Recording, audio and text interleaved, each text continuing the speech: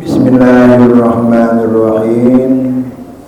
Mata apabila waradatil waridatul ilahiyah alaika, apabila telah Allah datangkan waridatul ilahiyah kepada engkau, hadamat maka hancurlah al-awaidu alaika, kebiasaan-kebiasaan buruk yang ada pada engkau.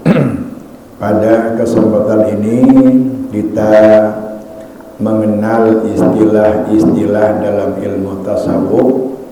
Ada usul ilallah, sampai kepada Allah. Ada kurbah, dekat dengan Allah. Nah, sekarang waridatul ilahiyah. Waridatul ilahiyah ini disebut juga nafahatullah. Artinya anugerah atau pemberian Allah yang sangat mahal. Waridatul ilahiyah disebut juga nafahatullah, artinya anugerah atau pemberian Allah yang sangat mahal.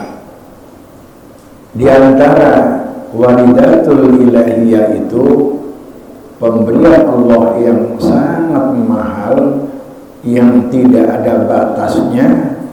Kalau Allah berikan pahala, yaitu adalah sabar. Sabar ini mudah diucapkan, tapi sulit untuk dilaksanakan. Kenapa kita kadang-kadang nggak bisa sabar saat menghadapi keadaan sesuatu yang tidak nyaman? Misal kita punya istri gede ambek, punya anak susah urus, itu kan keadaan yang nggak nyaman buat kita. Semestinya kita hadapi dengan sabar. Kenapa kita nggak bisa menghadapi ketidaknyamanan itu, kebiasaan-kebiasaan yang tidak baik itu, kita nggak bisa menghadapi dengan sabar? Persoalannya ada 3. Kenapa kita nggak bisa sabar? Persoalannya ada 3. Yang pertama, kita nggak bisa sabar itu karena kita belum memahami arti sabar, baik itu secara bahasa maupun secara istilah. Itu yang pertama. Kita nggak bisa paham sabar itu apa sih, makna daripada sabar itu apa. Yang kedua, belum memahami manfaat dan keutamaan sabar. Apa sih manfaatnya sabar? Apa keutamaan sabar? Karena kita nggak paham, sehingga kita nggak begitu merasakan luar biasa dan mahalnya sifat sabar itu, sehingga kita nggak berupaya untuk bisa menjadi orang yang sabar. Dan yang ketiga, persoalannya kita ini belum duduk di tauhid af'al. Belum duduk di tauhid af'al. Tauhid af'al itu artinya apapun yang terjadi di alam dunia ini, itu adalah perbuatan Allah. Itu adalah kudrat dan kehendak Allah. Sementara kita kan nggak sampai ke situ. Kalau kita melihat orang tetangga menzolimi kita, yang kita lihat tetangga yang menzoliminya. Kita nggak bisa melihat di balik tetangga yang menzolimi kita itu, memang tetangga punya sifat demikian, itu kehendak siapa? Karena memang kehendak Allah. Lalu kenapa dia akan menzolimi kita? Allah kehendaki tetangga itu akan berbuat zalim kepada kita. Semuanya adalah khairihi wa syarrihi min Allah. Apapun yang terjadi di alam semesta ini, baik buruk, adalah perbuatan Allah. Nah, ini yang perlu kita tanamkan dalam diri kita. Jangan ragu-ragu apapun yang terjadi itu adalah af'al Allah, perbuatan Allah. Anak dinasehati bandel, jangan ngelihat anaknya yang bandel. Kalau kita ngelihat anak yang bandel, pasti kita emosi, marah, kita omelin anak kita. Lihat, persoalannya tadi 3 ya. Kita belum paham arti dari sabar itu sendiri. Yang kedua, kita juga belum paham manfaat dan keutamaan dari sifat sabar. Yang ketiga, kita itu belum duduk di makom tauhid af'al. Persoalannya di situ. Nah, sekarang kita lihat arti sabar itu apa sih? Secara bahasa di Kamus Munjid, arti sabar yang pertama al-murrah. Al-murrah itu pahit. Sabar itu pahit. Al-murrah pahit. Kaitan sabar dengan makna pahit itu bagaikan obat. Ada nggak obat yang enak? Nggak ada, obatnya pahit semua juga. Tetapi kalau kita makan obat pahit, efeknya kan Allah berikan kesembuhan. Orang rata-rata yang nggak paham, dia nggak suka dengan pahitnya, nggak mau minum obat. Anak yang nggak paham, anak kecil disuruh minum obat, dia sakit, nggak mau dia, kena pahit. Hanya orang yang berakal sehat aja yang dia mau pahit sebentar tapi sembuh, tapi sehat. Begitu pula dengan sabar. Sabar ini makna yang pertama adalah murrah. Murrah itu pahit. Jadi pahit, sabar itu pahit. Seperti obat yang pahit, yang efeknya Allah datangkan kesembuhan melalui dengan sababiah obat tersebut. Pahit itu. Anak kecil, orang yang nggak berpikir panjang, umumnya dia nggak mau minum obat karena pahit. Orang yang anak kecil dan juga orang yang nggak berpikir luas, nggak mau dia sabar, karena sabar tuh nggak enak. Maunya ngambek, maunya kesinggung. Tapi kalau dia berpikir, apapun yang terjadi, baik itu menyenangkan atau tidak menyenangkan, saya harus hadapi dengan sabar. Artinya, biar saya sebentar pahit, menelan sabar, tapi toh kesananya nanti fasabrun jamil. Segala sesuatu bila dihadapi dengan sabar, dia akan indah kelihatannya. Itu yang pertama. Arti sabar murratun, pahit. Jadi pahit, sabar betul. Nah, makanya orang itu nggak ada yang bisa sabar. Tahu sabar, tapi dia nggak bisa sabar karena pahit. Yang kedua, dalam Munjid, sabar itu at-tajallud. Tajallud itu artinya tabah. Orang yang sabar itu tabah, teguh pendirian, kuat hati dalam menghadapi persoalan bagaimanapun, dia punya keteguhan hati. Kalau dia bilang udah apapun yang terjadi di hadapan dia, menyenangkan atau tidak menyenangkan, dia tetap nggak itu bisa dirayu-rayu, itu bisa dipengaruhi. Kalau dia bilang itu tajallud. Orang yang sabar itu dia pun memiliki keteguhan hati. Lalu bagaimana supaya kita bisa memiliki hati teguh? Supaya hati kita teguh dalam menghadapi kenyataan pahit, kenyataan yang tidak menyenangkan. Supaya hati kita teguh ini, maka kita harus yakin firman Allah. 3 firman Allah nih yang harus kita yakini supaya kita memiliki keteguhan hati. Yang pertama, dalam Quran surat As-Saffat ayat 96, Allah berfirman, a'udzubillahi minasyaitonir rajim, wallahu khalaqakum wa ma ta'malun. Allah menciptakan kamu, wa ma ta'malun, dan apa yang engkau lakukan. Jadi kita ini Allah yang menciptakan. Lalu kita bergerak ke depan, ke belakang, kita jalan kemanapun kita berbuat, Allah yang menggerakkan. Kita tidak punya apa-apa. Diri kita diadakan dan diciptakan oleh Allah. Jadi kembali kepada persoalan, kenapa orang nggak bisa sabar? Tadi karena orang itu tidak memahami arti sabar.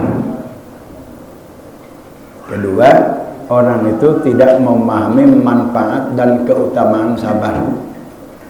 Bagaimana supaya kita bisa memiliki hati yang kuat, teguh, tabah, tidak bisa dipengaruhi orang, punya pendirian yang kuat.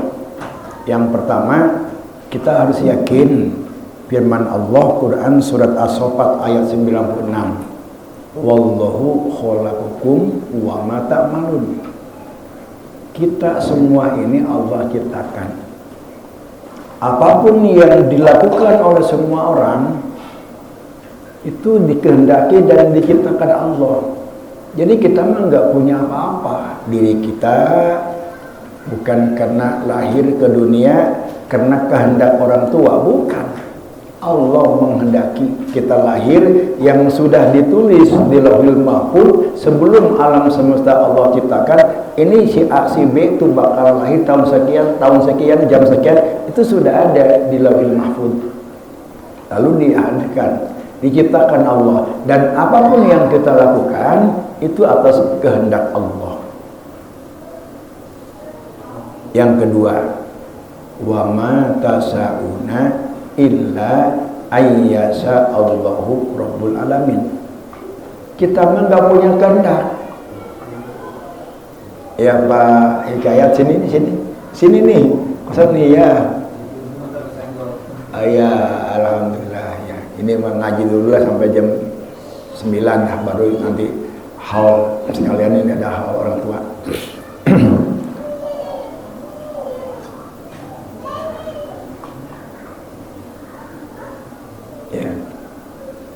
Yang kedua yang harus kita yakini, wa ma tasa'una illa ayyasha Allahu Rabbul Alamin. Kita mah enggak punya kehendak. Yang punya kehendak itu hanya Allah saja. Kita punya kehendak. Ini malam Kamis nih. Mau kesempatan ngaji. Itu Allah bikin kehendak, lalu Allah berikan dalam kalbu kita, timbul geritik dalam hati, kita nyap ke sini.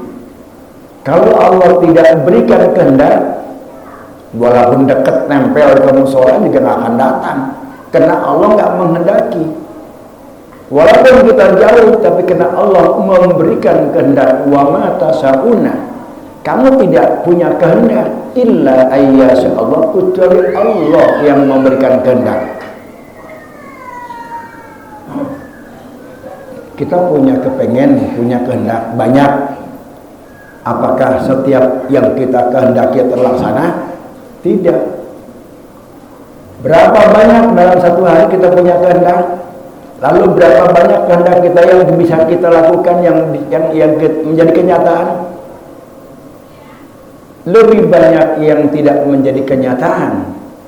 Kalaupun kita punya kehendak lalu menjadi kenyataan, itu karena memang Allah berkehendak demikian, bukan kehendak kita yang terjadi. Kita misalkan kritik nih, mau ke Tangerang, tapi Allah nggak menghendaki kita ke Tangerang.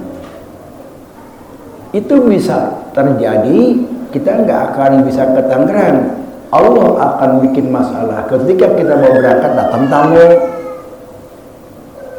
Terus akhirnya kesiangan, nggak jadi kita ke Tangerang. Padahal kita sudah merencanakan mau ke Tangerang, tapi Allah nggak menghendaki pada saat itu kita ke Tangerang.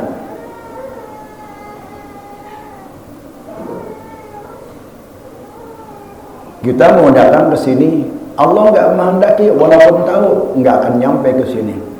Wa ma tasabuna illa ayyasha Allah Rabbul Alamin. Kemudian yang ketiga yang harus kita yakini, huwallazi yusawwirukum fil arhami kaifa yasha. Dialah Allah yang membuat karakter kamu di saat penciptaan. Secara fisik Allah yang membentuk kita, tinggi, pendek, mancung, tidak, rambutnya ikat. Yusawwirukum, sejak dalam kandungan sudah Allah bentuk secara zahir.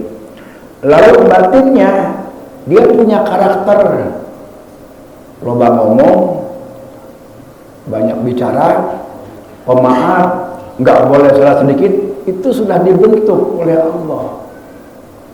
Orang yang punya akhlak jelek itu bukan kehendak orang tua, bukan kehendak ibu bapaknya, memang Allah menghendaki begitu. Huwallazi yusawwirukum fil arhami, sejak di dalam rahim itu kita sudah dibentuk oleh Allah itu. Zahir kita dibentuk, karakter kita, batin kita pun juga sudah Allah bentuk.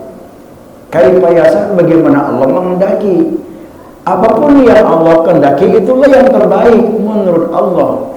Kita mah nggak tahu, Allah Maha tahu. Apapun yang Allah tetapkan itu yang terbaik buat kita. Belum tentu apa yang kita anggap baik itu baik menurut Allah, dan enggak semua yang kita anggap tidak baik itu tidak baik menurut Allah. Umumnya kadang-kadang asa antakrahu syai'an wa huwa khairul lakum, apa yang kamu enggak suka sebenarnya itu yang terbaik menurut Allah. Allah tetapkan kamu orang susah seumur-umur, bangun tengah malam minta kepada Allah supaya dimurahkan rezeki, baca Yasin, baca Al-Waqiah, tapi miskin baik Allah. Cek Allah teh, kamu mah lebih bagus jadi orang miskin. Sebab ku aing lamun disugikeun siapa sombong ka batur teh. Jalan-jalan bae. Lamun loba duit siapa mau ka aing. Lamun loba duit mau datang ka majelis taklim siapa moal. Allah lebih tahu. Sedangkan kita mah enggak tahu apapun yang terbaik. Yakini apapun yang Allah tetapkan itu adalah terbaik buat kita. Nah, yang 3 ayat inilah yang harus kita yakini agar kita memiliki keteguhan hati. Enggak akan bisa dipengaruhi, enggak akan bisa diumbang-ambing. 3 hal inilah yang perlu kita ketahui. Itu yang kedua. Murrah tadi bahwa sabar itu pahit. Hanya orang yang berakal sehat aja yang mau makan pel pahit, karena dia berpikir nggak ada obat yang nggak enak, semua obat itu pahit, tetapi dia membawa efek kebaikan. Anak kecil dan orang yang nggak berpikir luas, dia nggak mau makan yang pahit karena yang dianggap nggak enak. Dia nggak berpikir bahwa pahit itu akan membawa keenakan. Yang kedua tadi tajalud, teguh. Nah, yang ketiga, arti sabar itu ada musakwa, enggak ngeluh, ada musakwa.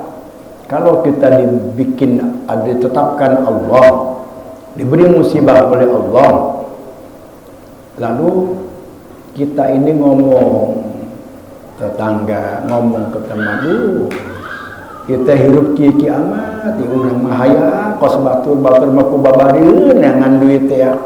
Usaha teh ku babarieun, urang mah ku hese-hese teuing, ngeluh. Ini orang enggak sabar. Ada musakwa.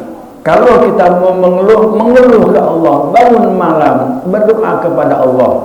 Kata Allah, hal min sa'ilin, ada enggak orang yang minta kepada aku, akan aku kabulkan.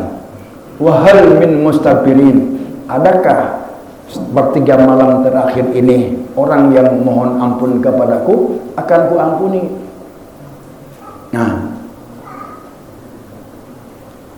kemudian yang kedua itu tadi tentang arti. Setelah kita arti Pak sabar itu tahu, yang kedua kita pahami manfaat dan keutamaan sabar.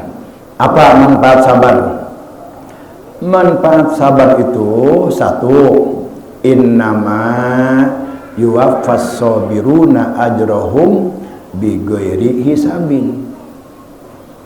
Orang yang sabar itu akan Allah berikan pahala tanpa batas.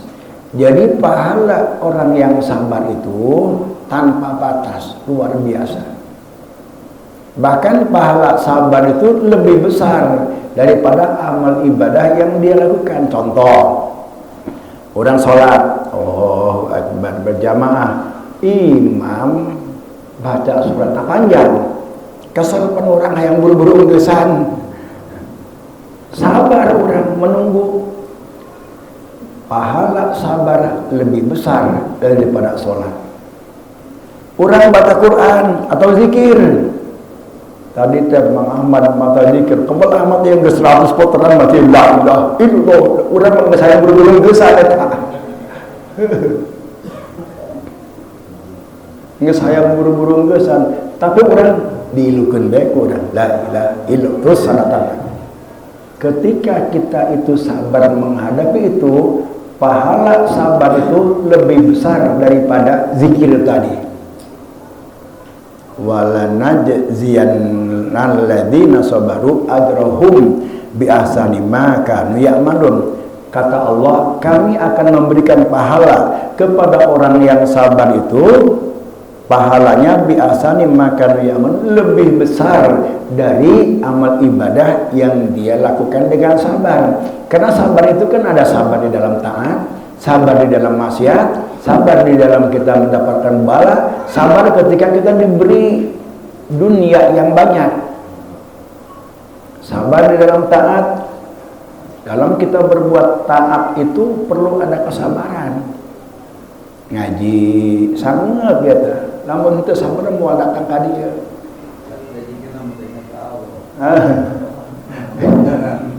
Atuh eta sangat jasa eta sebenarnya.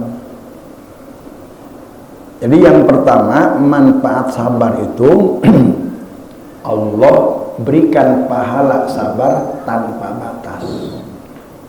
Geus teu kahitung tanpa batas mah beda jasa geus pahala sabar eta. Nu kadua, walanajziyannal ladzina sabaru ajrahum bi ahsani ma kanu ya'malun. Allah akan memberikan pahala sabar itu lebih besar dari amal ibadah yang dia lakukan dalam sabar, dalam kesabaran. Yang ketiga, ada hadis qudsi. Lengkapnya begini, hadis qudsi itu firman Allah yang tidak dibukukan di dalam Al-Quran. Allah berfirman, bila aku mendatangkan bala, bila aku mendatangkan ketidaknyamanan, bila aku mendatangkan ketidaksukaan kepada seseorang, baik di dalam harta kita, di dalam keluarga kita, anak, istri, di dalam badan kita, kita dikasih sakit, lalu kita hadapi dengan sabar, fasbrun jamil, kita hadapi dengan sabar. Kata Allah itu, istahyaitu minhu yaumal qiyamati an usiba lahum mizanan. Kata Allah, aing izin tah ka jelema anu dibere musibahku, aing sabar, izin jasa aing ndek nimbang amal perbuatanana. Jadi orang yang sabar itu Allah juga malu untuk menghitung, menghisab amal perbuatan kita karena kita sabar ketika kita dibeli bara, ketika kita diberi sesuatu yang yang kita nggak suka, tapi kita hadapi dengan sabar. Dengan kesabaran itulah nanti di yaumil kiamat Allah itu malu untuk menghisab amal-amal kita. Itu udah ketebus, ketutup semua sama pahala sabar. Jadi luar biasa itu manfaat dari sabar.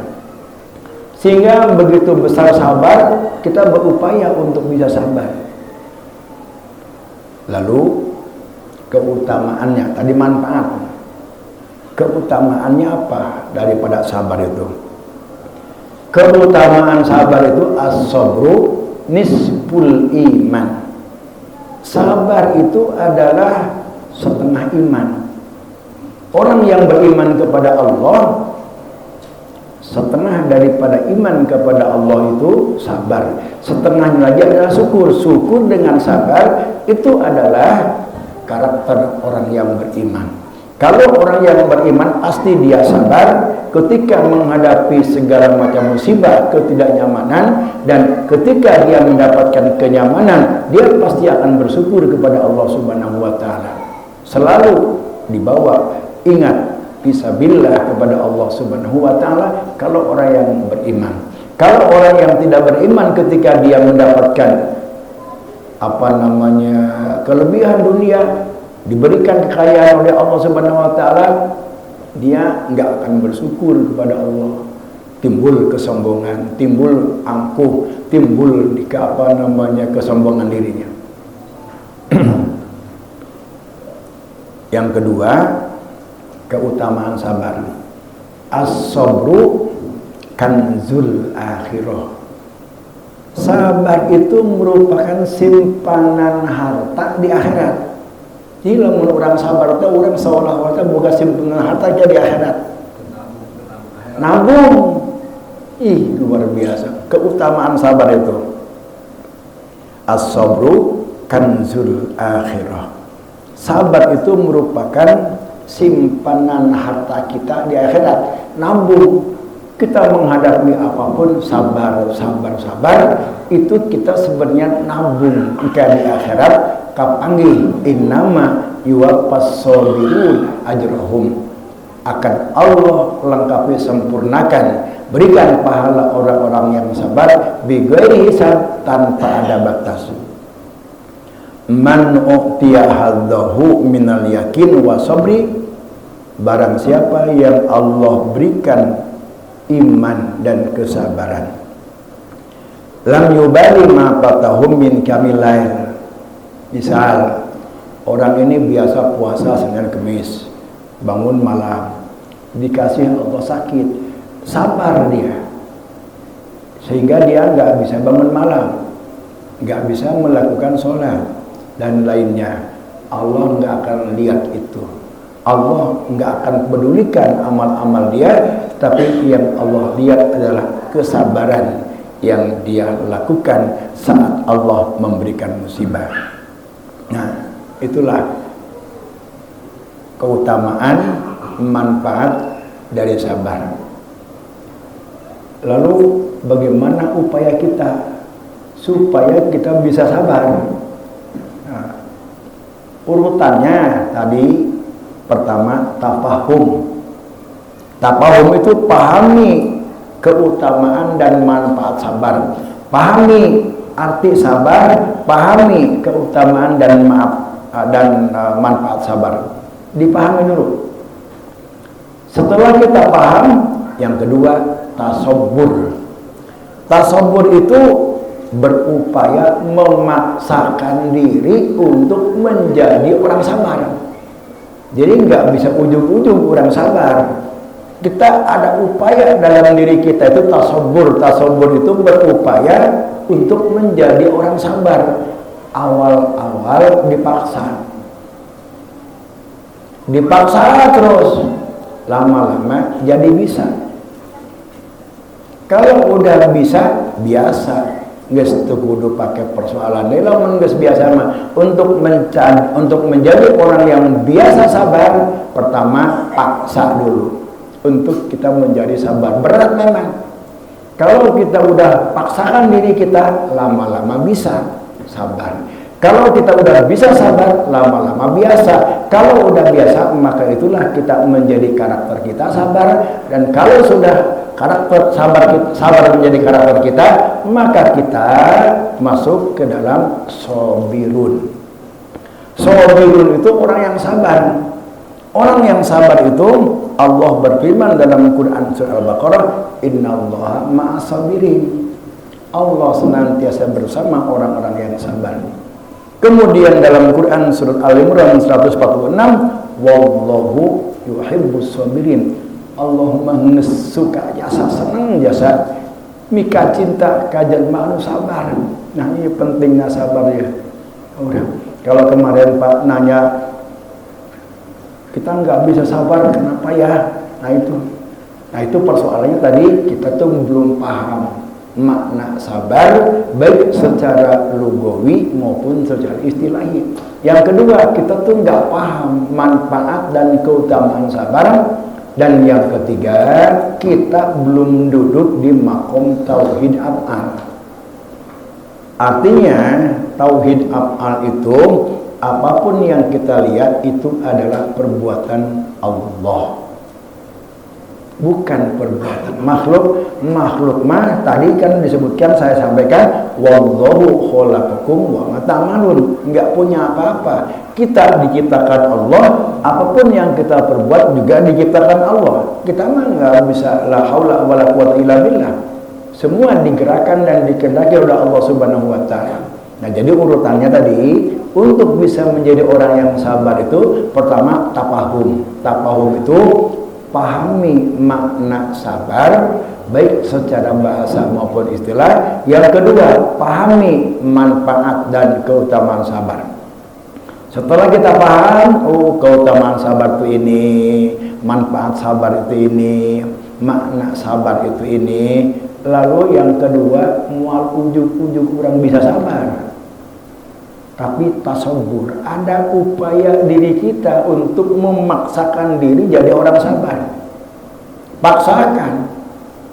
Kalau dipaksa, lama-lama bisa. Kalau udah bisa, jadi biasa. Kalau udah jadi biasa, maka sabar itu menjadi karakter kita. Kalau kita sabar itu udah menjadi karakter kita, maka kita masuk ke dalam Innallaha ma'as sabirin, wallahu yuhibbus sabirin. Nah gitu masalah sabar ini. Nah jam 10 jadi mata warodatil waridatul ilahiyatu alaika hadamatil awaidu alaika. Maksudnya mah apabila ada cahaya maka sirnalah gelap. Kebiasaan-kebiasaan yang buruk yang kita lakukan, kalau malam kita tidur kencing, tidur lagi, mau wudu dingin, nggak jadi tidur lagi, tarik selimut, itu kebiasaan yang nggak baik. Tapi kalau sudah ada waridatul ilahiyah, kebiasaan-kebiasaan itu akan dihancurkan oleh waridatul ilahiyah. Waridatul ilah itu kesadaran ketuhanan, sadar dia dengan sesadar-sadarnya. Nah itulah kesimpulannya dari hikmah yang ke-212. Wallahu a'lam bishawab.